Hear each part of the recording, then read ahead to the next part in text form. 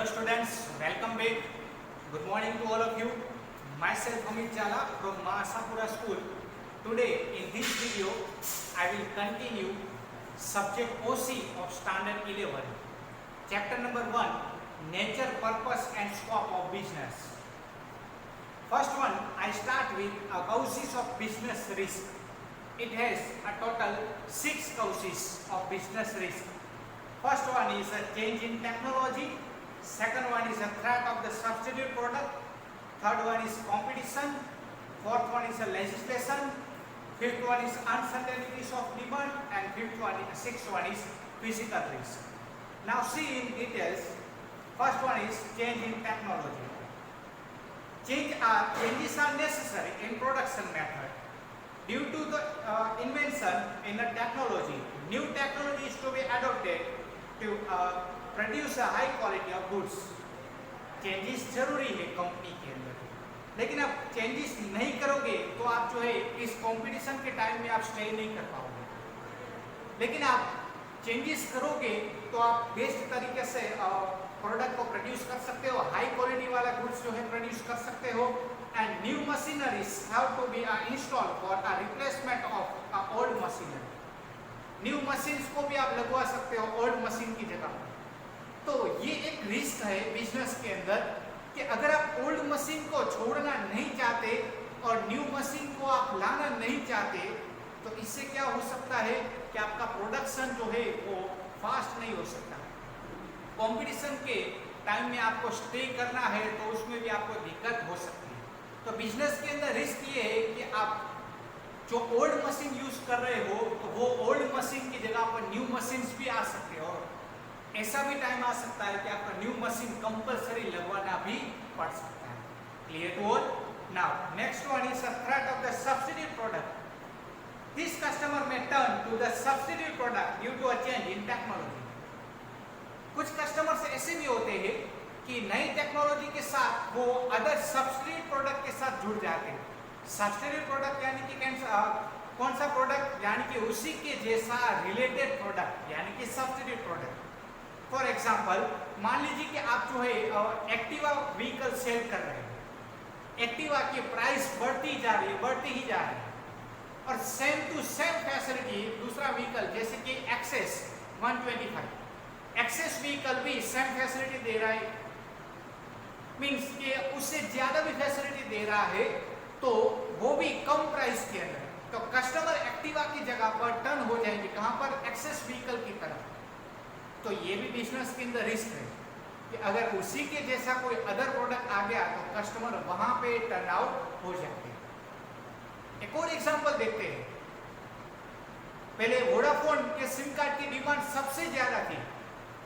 बहुत सारे कस्टमर ऐसे थे जो वोडाफोन के साथ जुड़े हुए, लेकिन जैसे ही मार्केट के अंदर जियो आया, जियो ने ऐसा प्लान लॉन्च किया, उससे क्या हो गया कि वोडाफोन के कस्टमर जो है वो कम हो गए और जियो के कस्टमर बढ़ गए.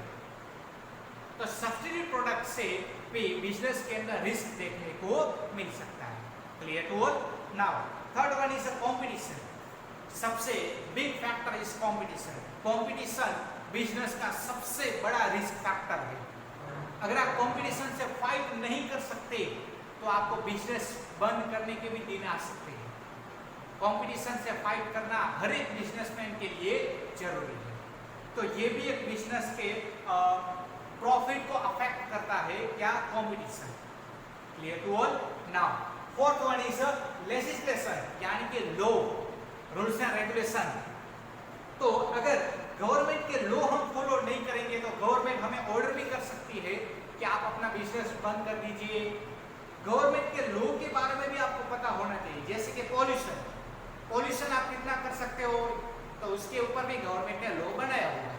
अगर आप उस लॉ को फॉलो नहीं करोगे तो आपको पेनल्टीज भी हो सकती है. कस्टमर, वर्कर्स, इंडस्ट्रीज, इस सब के बारे में गवर्नमेंट ने लॉ भी बनाया, प्लस साथ में एक्ट भी बनाया हुआ है. जैसे कि first one is minimum wages act, second one is factory act. ये सारे के सारे क्या है? एक्ट है. इस एक्ट को फॉलो करना भी जरूरी है. अगर ये फॉलो नहीं करते तो आपके बिजनेस बंद करने के भी दिन आ सकते हैं. Now fifth one is uncertainties of demand. कई बार ऐसा भी होता है कि प्रोडक्ट की डिमांड जो है वो इंक्रीज भी हो जाती है और डिक्रीज भी हो जाती है। फ्यूचर किसी के हाथ में नहीं है, अनसर्टेनिटीज देखने को मिल सकती है डिमांड के अंदर। Uncertainties of demand for a product create the risk of the business. Business के अंदर ये अनसर्टेनिटी सबसे बड़ा रिस्क फैक्टर है। जैसे कि change in customers income, customer की इनकम बढ़ गई तो कस्टमर जो है आईफोन यूज करेगा तो सैमसंग की तरफ देखेगा भी नहीं। अगर कस्टमर की इनकम कम हो गई, बहुत ही ज्यादा कम हो गई, तो वो एंड्रॉइड मोबाइल नहीं, वो सिंपल मोबाइल यूज करेगा। आगे आपको दिया गया है टेस्ट। कुछ कस्टमर्स ऐसे भी होते हैं जिसके टेस्ट अलग अलग होते हैं, यानी कि कुछ कस्टमर्स ऐसे भी होते हैं जिसको यही प्रोडक्ट चाहिए, यही कंपनी का चाहिए, इसकी प्राइस इंक्रीज हो या डिक्रीज हो। कुछ कस्टमर्स की टेस्ट होती है। Price of product, inflation create uncertainties of demand. इस सब रीजन के कारण डिमांड के अंदर अनसर्टेनिटीज देखने को मिल सकता है। Now 6 one is of physical risk. Physical risk में क्या बताया गया है? दिया गया है damages to the assets which are utilised in a business create a physical risk. Non functioning of the machinery and equipment, damages in the transit of the goods create a physical risk. Machine है, resources है, उसका कोई usage नहीं है तो वो बड़े बड़े बंद भी हो सकते हैं, तो ये भी रिस्क फैक्टर देखने को मिल सकता है। तो आज हमने सबसे पहले कंप्लीट किया causes of business risk. Next हम देखते हैं meaning and definition of profession. Profession यानी कि क्या? A person with a specialised skills, knowledge, training and professional education render services and in its return receive fees, it's called a profession. Profession यानी कि जिस person के पास specialised skills है, knowledge है, training भी ली हुई है और उसके पास डिग्री भी है। For example doctor, lawyer, chartered accountant, ये क्या करते हैं? सर्विसेज प्रोवाइड करते हैं और उसके बदले में फीस चार्ज करते हैं। तो ये क्या है? प्रोफेशन है। आगे देखते हैं characteristics of profession. First one is a professional has to obtain a specialized knowledge, skills and professional association या education।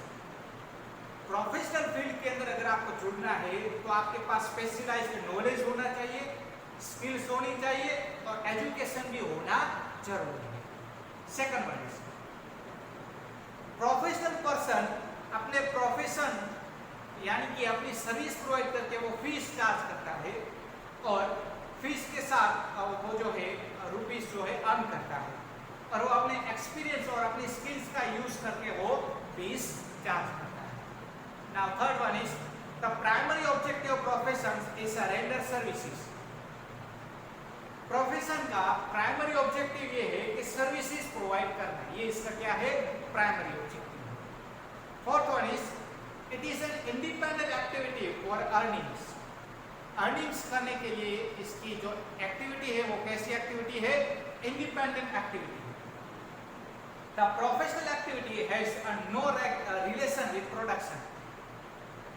प्रोफेशनल एक्टिविटी को प्रोडक्शन के साथ कोई भी रिलेशन नहीं है, but it satisfied personal and business needs, lower pressure in case a case in a court on behalf of the client in either a charge fees। Lawyer क्या करता है? अपने क्लाइंट्स के बिहाफ में कोर्ट में case लड़ता है और उसके बदले में फीस चार्ज करता है। Six one is it is essential to obey the code of conduct and laid out the respective professional association। respective professional association and code of conduct and rules and regulation and law को follow करना सबसे ज्यादा जरूरी है। किसके लिए? जो लोग प्रोफेशनल फील्ड के साथ जुड़े हुए हैं उनके लिए। Clear to all?